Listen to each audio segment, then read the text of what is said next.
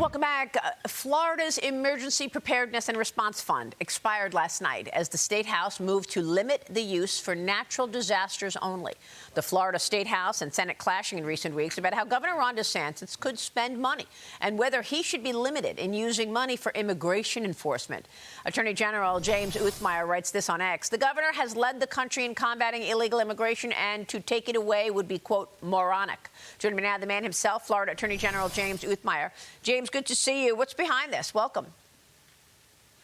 You know, I don't know. Florida's led the way on immigration enforcement, more detainings, more deportations. Obviously, everybody knows about Alligator, Alcatraz. And the bulk of this work has been done by Governor DeSantis and his team using emergency powers. Our state law enforcement report to him. They're working with sheriffs. They're all sworn by ICE to help out with the federal mission.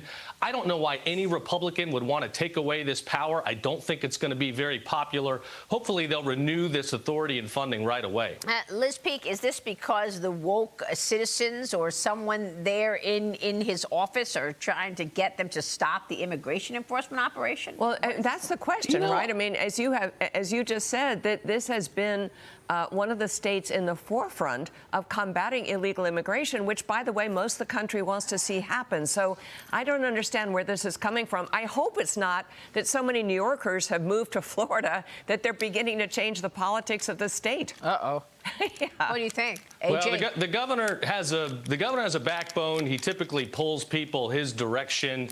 We've got the lowest crime rates we've ever had before. We've locked up thousands of criminal aliens, people suspected of the most heinous of crimes. So we need to keep enforcing the rule of law, and I hope these Republicans in the legislature will fall in line. Yeah, speaking of, AG, Florida's economy has been on a tear, one of the best in the nation in recent years, but the state did see a decline in employment over the last year.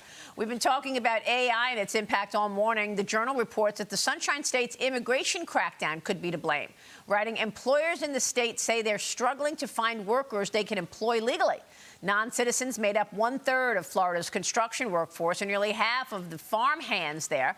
A large share of undocumented, but instead of repealing the E-Verify mandate, Florida Republicans now want to extend it to all employers. The bill passed the State House last month. Is there a downside here? No, look, Florida's growing like crazy. We're the destination that everybody wants to get to in the country, all the blue state residents that want freedom. They're voting with their feet, and they're relocating to Florida. So we're booming. Our trades are doing well. We need to focus on our state college program, our trade schools, getting people into the workforce even earlier. We passed legislation last year to help high school students get their hands dirty and get on job sites more quickly. So I think there's a lot more we can do with apprenticeships, rolling out, beefing up our workforce, and trying to address the demand that is undoubtedly here in the state. So what do you want to say about a decline in employment? Well, what I want to say is I think under the leadership of Governor DeSantis, we've focused on education. We've rolled out robust school choice. We have more kids going into private sector schools where they can get the unique skills that they want that are going to prepare them to go into our workforce, which is very specific. We've got a lot of going on in the Space Coast right now, utilizing manufacturing in the aerospace industry. We've got a lot going on in Southwest Florida with new advancements in fishing and tourism along the coastline. So we've got to continue focusing on education. Recruiting, workforce here. And what we find is everybody wants to be somewhere safe. And as we become the safest state to raise a family in the country, I think we're going to see the workforce come and follow the tourists and investors. AG, you recently unveiled Florida's China Prevention Unit to protect Floridians' personal and sensitive data from foreign adversaries like Communist China, particularly the risk on health care information. Tell us what you've done and how significant this is right now in terms of the theft of data. Sure. Well, over the last couple of weeks, we've been rolling out over a dozen letters and subpoenas to companies that have a back door where consumers' personal data is going overseas to our foreign adversary, to China. In some cases, we believe the Chinese military. This breaks Florida's digital privacy law. It breaks our deceptive trade practices laws. And ultimately, people should at least be put on notice. A lot of these healthcare devices that measure your vitals in hospital settings, that's some of people's most personal data. So companies like Microport, United Imaging, they've received letters from us. We're going to continue to investigate and bring litigation if necessary. Lorex, a security camera system, Ring cameras, baby cameras, this image, a baby in a crib that somebody might be monitoring.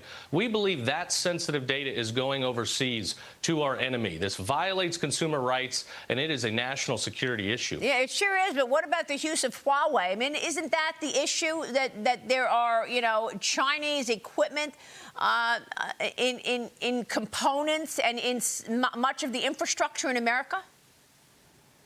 That's right. I think you see a lot in the router space and devices where people are streaming information, and a lot of just consumer, manufactured parts, data that's going overseas. Some of it might be chasing lower costs. Some of it might be nefarious in nature. But at the end of the day, we're at a war with China. We have to assume the worst. And I don't think people want their personal sensitive imaging, videos of their kids in a crib, going overseas to our enemy who's studying everything about the way we live. All right, we will leave it there and keep watching your work, AG. Good to see you this morning. Thank you, sir. All right, thank you for having me. James Uthmeier in Florida.